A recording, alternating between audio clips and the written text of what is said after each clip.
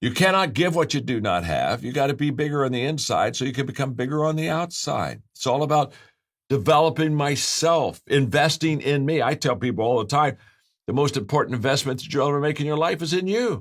Hi, I'm Chris Cody. I don't know about you, but I know that I love to absorb content. There's so much free content out there. However, one challenge that I do have is that I often struggle to then take that content and put it into practice. I don't change the habits that I need to based off of the video that I've been inspired by. If that's you, I want you to watch this video, and then I would love for you to comment, and we would love to hear your thoughts below. Now, after I've done it well successfully for a period of time, and so now I have some credibility to train others, I go to step 2. And the step 2 is I do it and you're with me. This is now all about the power of proximity. The only way that I can equip you is for you to hang with me and watch me do what I do well. Again, 89% of what we learn visually. So while you're watching me equip you in a certain phase of success, what you're beginning to understand in that process is you're seeing me do it. And the value of that is, as I do it, guess what? You get to ask me questions. We're right there together and say, John, I saw you do that. Talk to me about why did you do that? That's part of equipping. I do it, phase 1. I do it, you're with me, phase 2. Phase 3 is after you've gone through that second phase for a period of time, and I think you, quote, got it down. Now I hand the baton off to you, and the third phrase is you do it, and I'm with you. I'm still with you. We're still close in proximity. But now you have the ball. Because how do you develop leaders? By helping them practice leadership. You don't develop leaders by knowledge. You develop leaders by practice and experience. So in that phase 3, all of a sudden, you do it and I'm with you. And now, as I watch you, I'm coaching you. I'm tweaking you. After you've done it, we go maybe out for a cup of coffee, and I sit there and say, now, let's talk about what we did here. Let me talk about a couple things that you did, and I upgrade you, and I improve you, and you, again, can ask me questions. But now you're doing the job itself. You're practicing so you can get better, because the way you improve is through practice. But the way you really improve is through practicing with somebody that's already successful that can mentor you well. And then stage 4 is you do it. And most of the time when people get to that stage 4, they think, well, I've equipped them. I mean, there is. There's Harry. He's just out there doing it himself. But there's another stage, and it's the magic stage. It's the multiplication stage. It's the compounding stage. And stage 5 is you do it, and someone's with you. Wow. That's where you multiply your organization. And equipping is absolutely essential for your success, for my success. Connection matters. Connecting with people. Relating well to them. I wrote a book a few years ago called Everyone Communicates, Few Connect. I love that book. And it talks about the fact, how do you do more than communicate with people? How do you and I really connect with them? And this is essential, because what happens is this.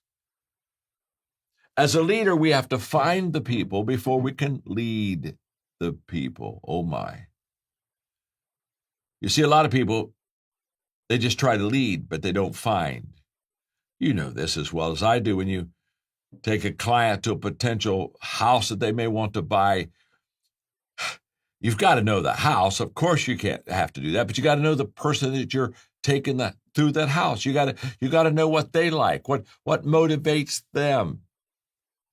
When I teach leadership, I talk about what I call the 7 motivations of people's lives, because we're not all motivated by the same thing. And if I'm going to lead a person well, I don't lead them according to what motivates me. I lead them according to what motivates them. And so I've got to ask questions. I can't just assume. Assumption's the mother of all leadership mess ups.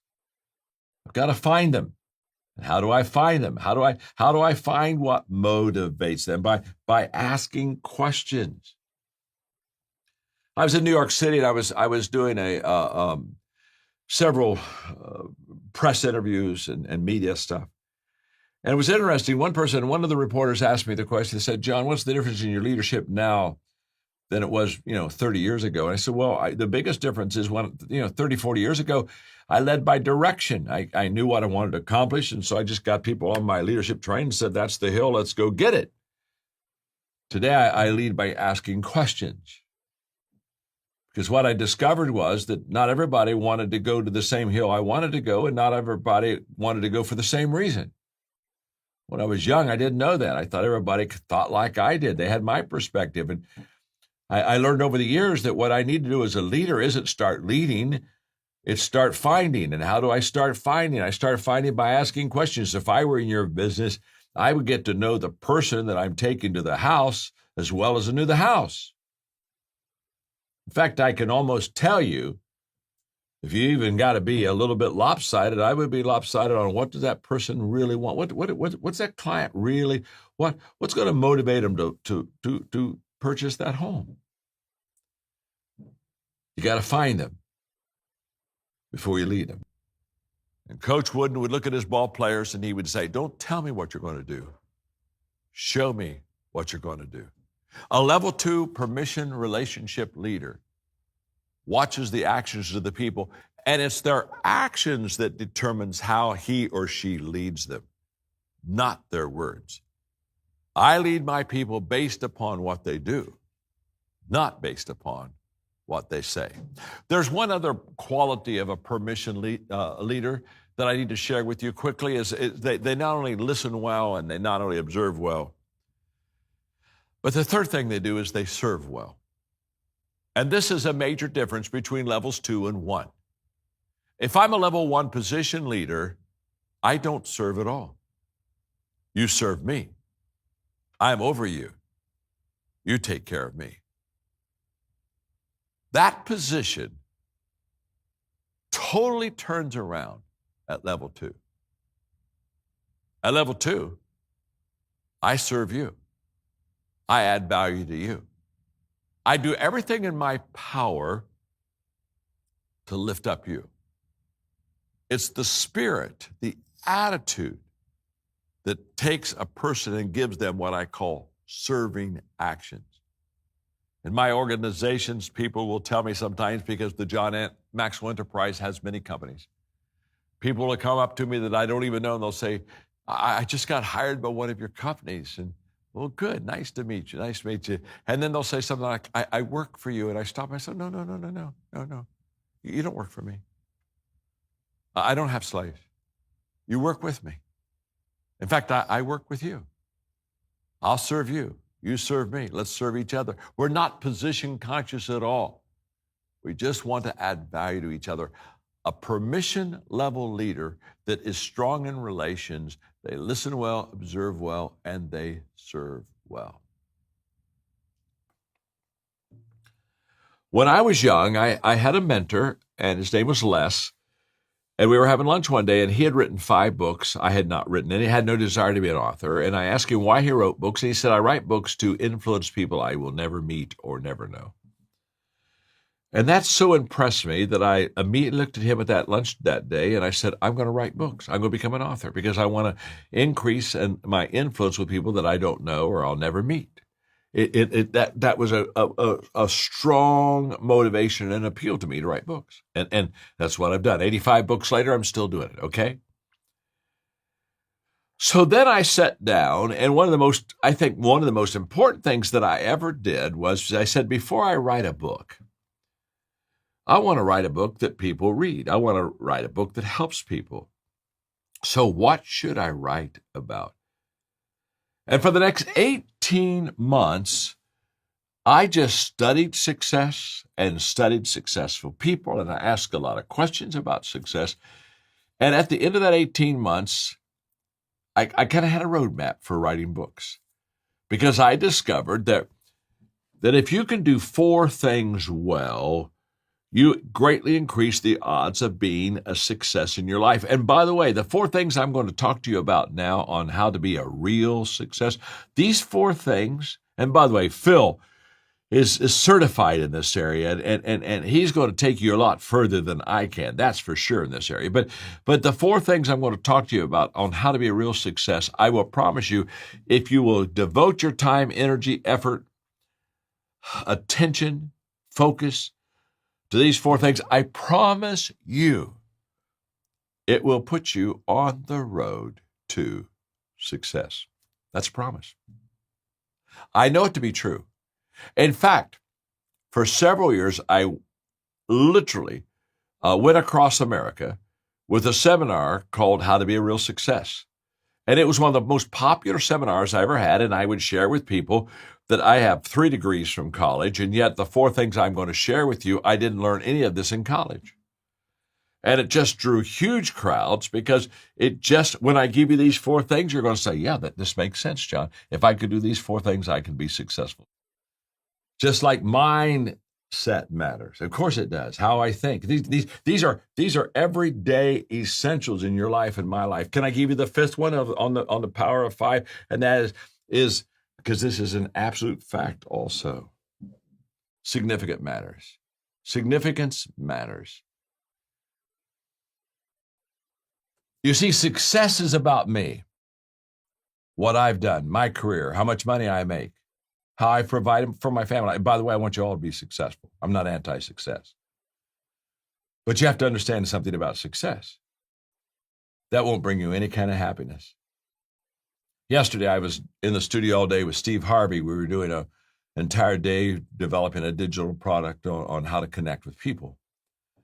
And in the time between shoots, Steve and I were talking about money and success and talking about all of his friends. He was talking about a billionaire friend of his that was highly unhappy, now even a little bit maybe suicidal. I've known a lot of people that have made a lot of money, but they're not happy. Because if you just live in the success world, it's too much about just you, to be honest with you. You see, success is about me, and significance is about others.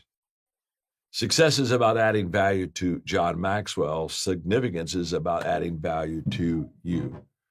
And the moment that you begin to live your life intentionally wanting to add value to others, you get fulfillment and satisfaction that you really aren't going to find in any other place. That's a fact. You see, I've met a lot of unhappy, successful people.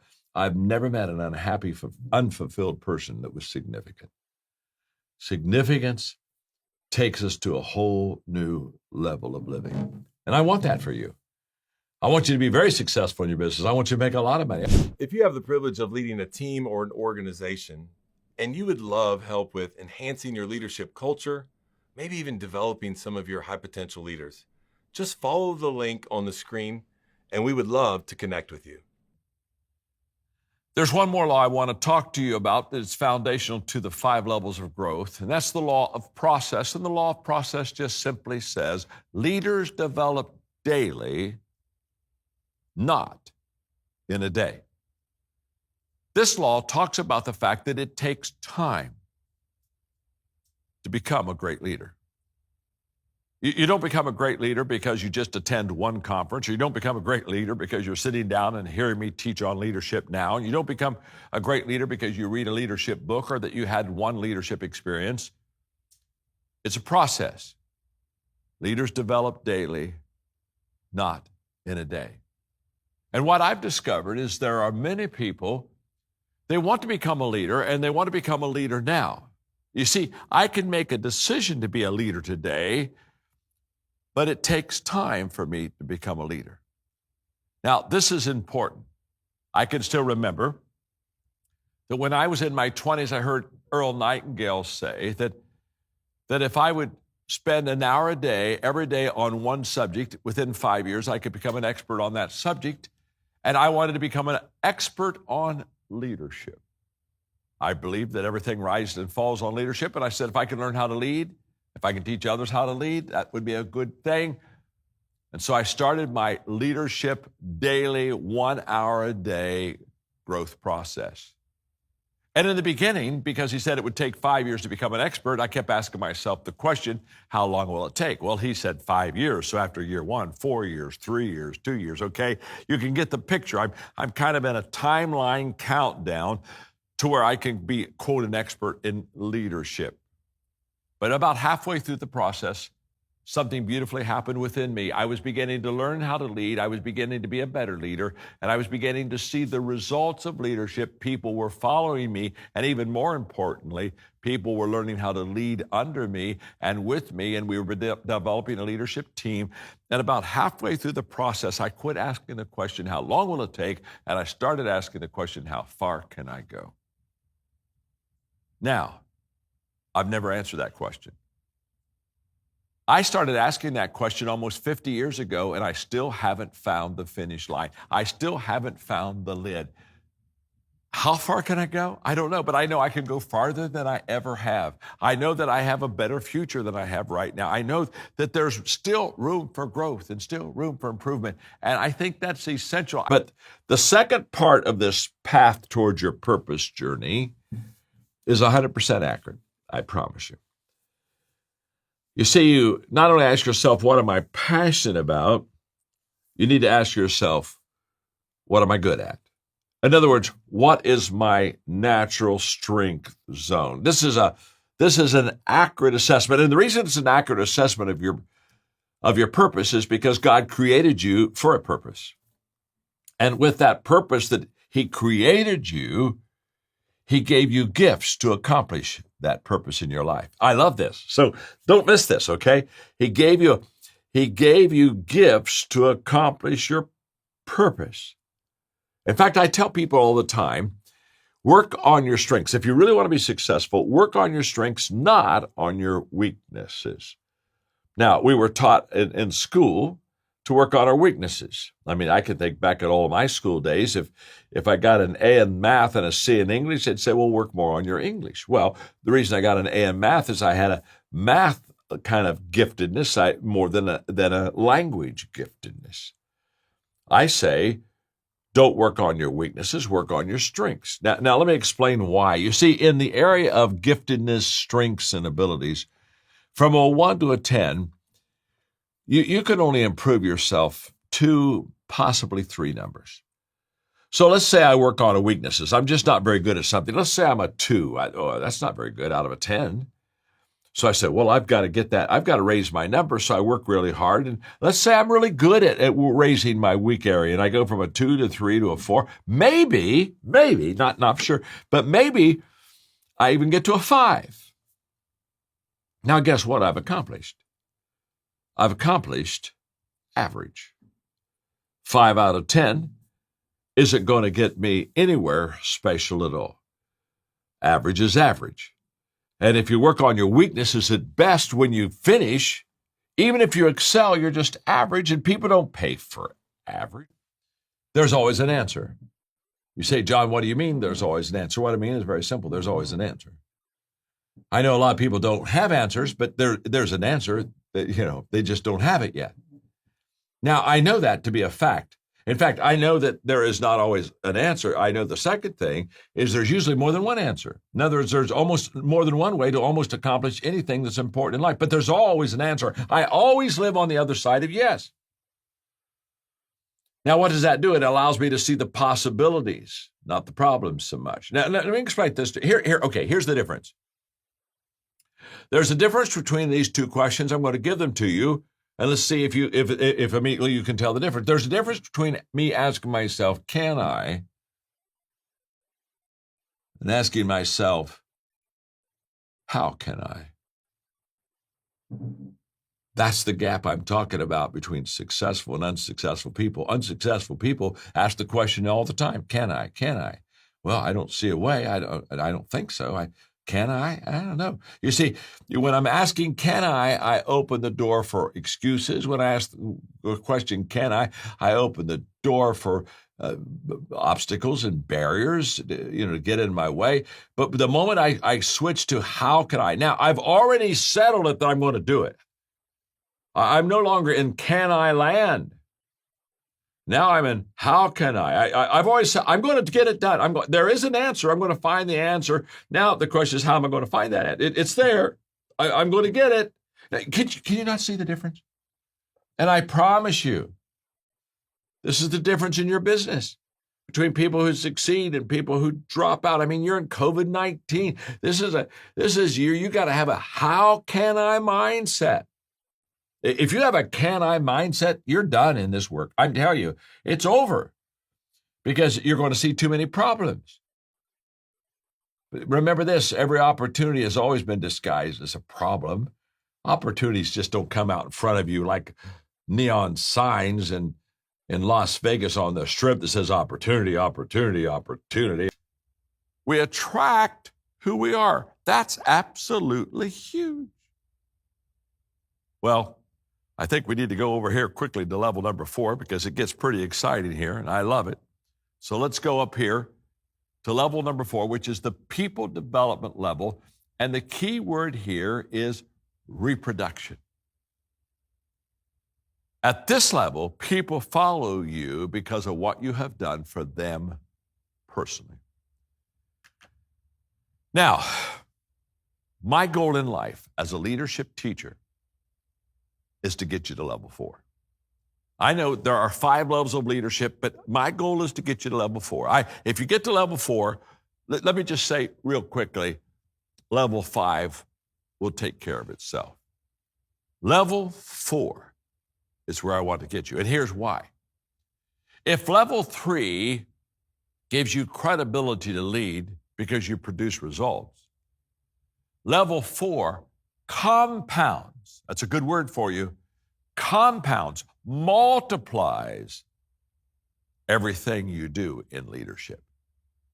In other words, level 3 you add, level 4 you multiply. It's at level 4 that you really set yourself apart from everyone else in the organization because now you're multiplying. And at level 4 leaders do 3 things very well.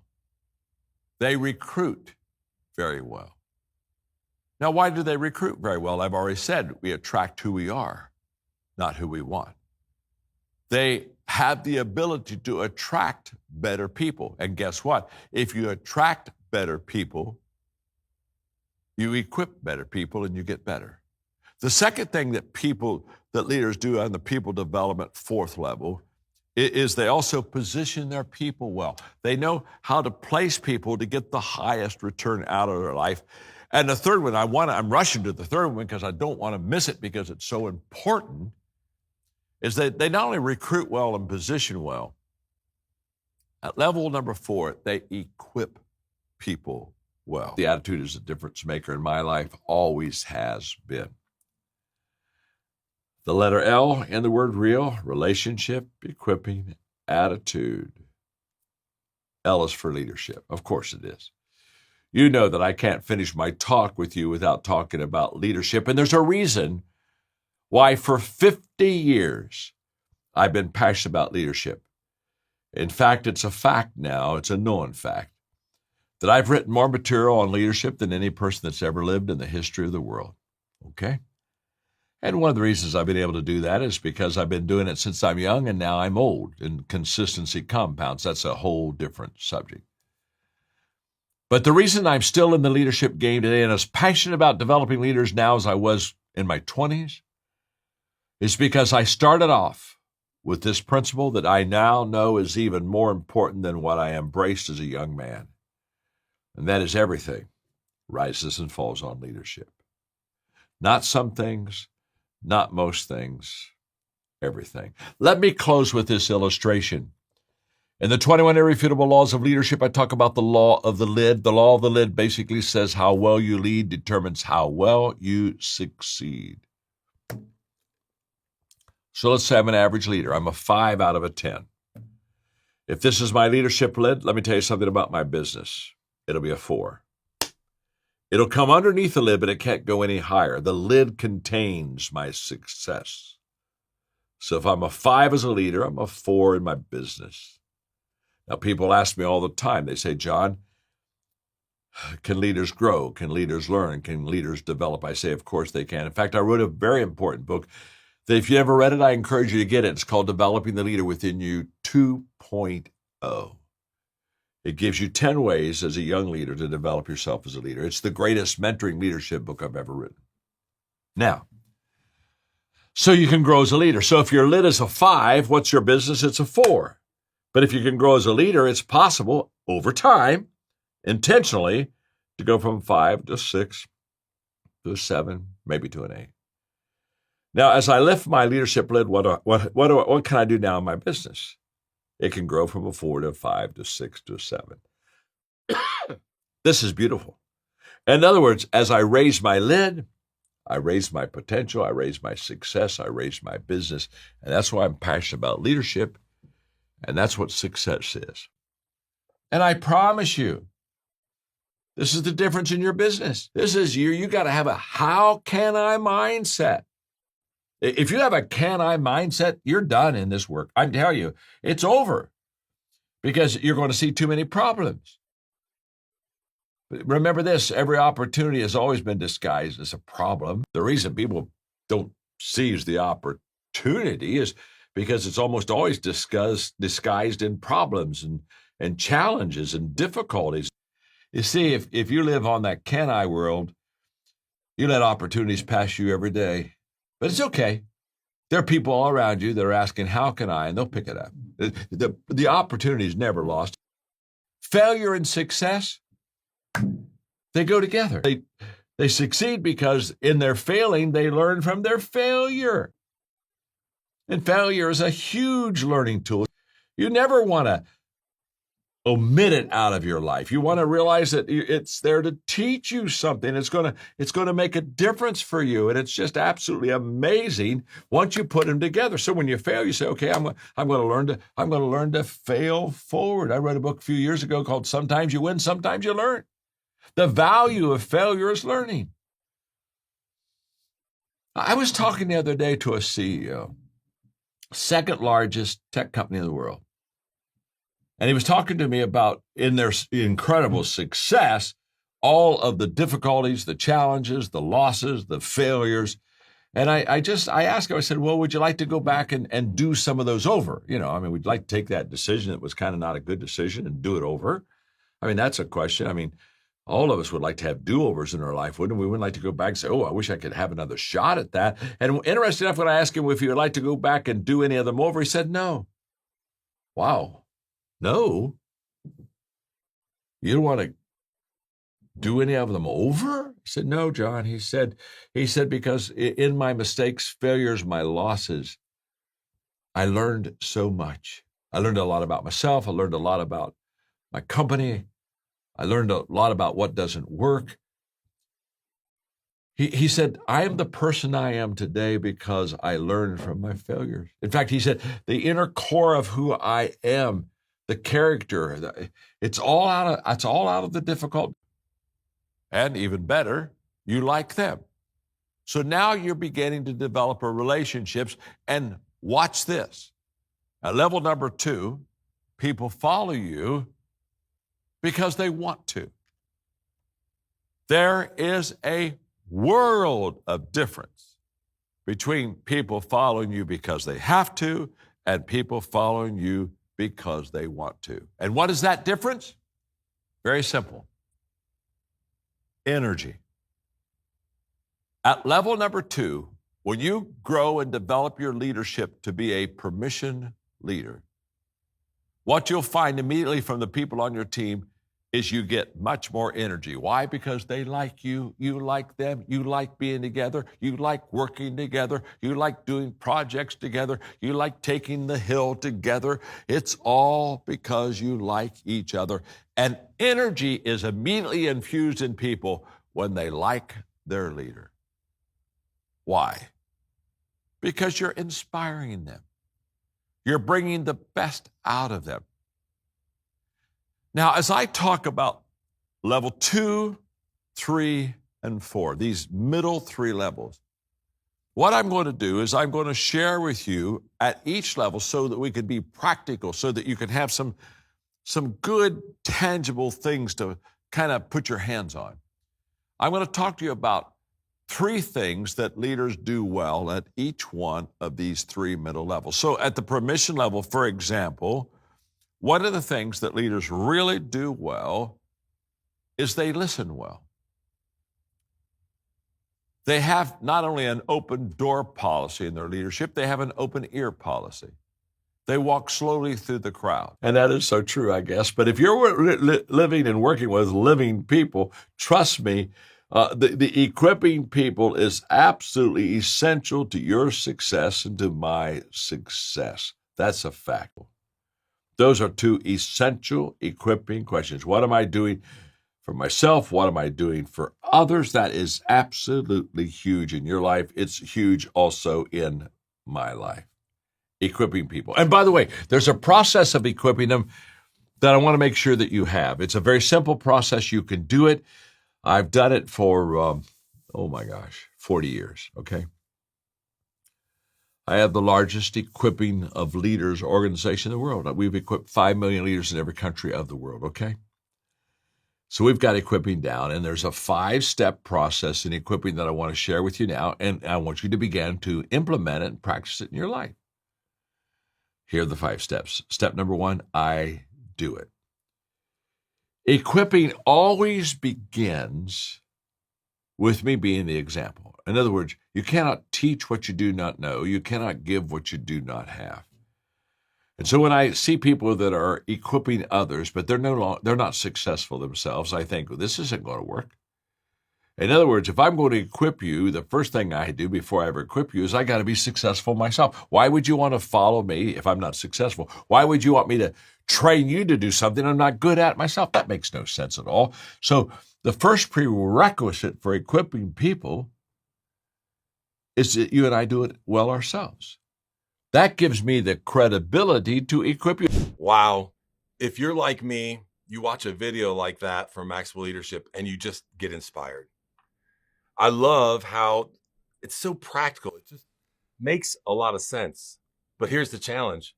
We have to commit to each other. We have to commit to change, both in our personal lives and also our professional lives. Looking for more information about the Maxwell Leadership Certified Team? Follow the link below to learn more. We can't wait to hear from you and add value to your lives.